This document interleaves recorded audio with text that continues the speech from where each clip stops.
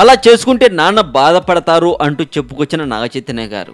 నాగచైతన్య సమంత త్వరలో పెళ్లి చేసుకోబోతున్న సంగతి మనకు తెలిసిందే.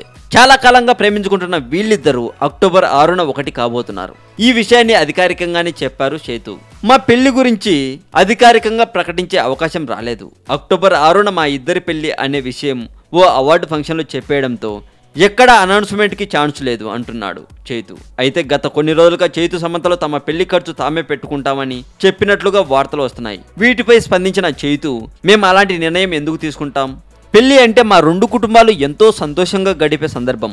ఒకవేళ నేను అలాంటి సలహా ఇస్తే నాన్న ఎంతో బాధపడతారు. రెండు కుటుంబాలు కలిసి నిర్వహించనున్నాయి అని చైతు చెప్పారట. అయితే పెళ్లి వేదిక విషయంలో ఇంకా తుది నిర్ణయాలకు రాలేకపోతున్నారట సమంత, చైతు. అలాగే వీడియో డిస్క్రిప్షన్లో టాలీవుడ్ సెంట్రల్ ఛానల్కి సంబంధించిన ఫేస్బుక్ పేజ్ లింక్ ఉంటుంది. క్లిక్ చేసి లైక్ కొట్టండి. ఇంటికొక దేవుడు, ఊరికొక దేవత. దేవుడెవరు? భయం, భక్తి, నమ్మకం కలిపితేనే దేవుడు. మనిషి దేవుడు, పంచభూతాలు కలిపితేనే దేవాలయం. దేవుళ్ళంతా గ్రహాంతర జీవులే అంటారు కొందరు. అసలు దేవుడికి రూపమే లేదంటారు మరికొందరు. ఇంతకీ ఆ దేవుడెవరు?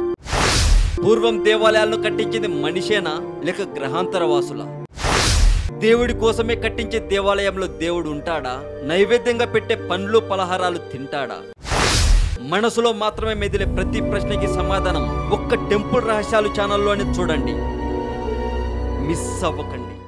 మరింత టాలీవుడ్ సమాచారం కోసం సబ్స్క్రైబ్ చేయండి టాలీవుడ్ సెంట్రల్.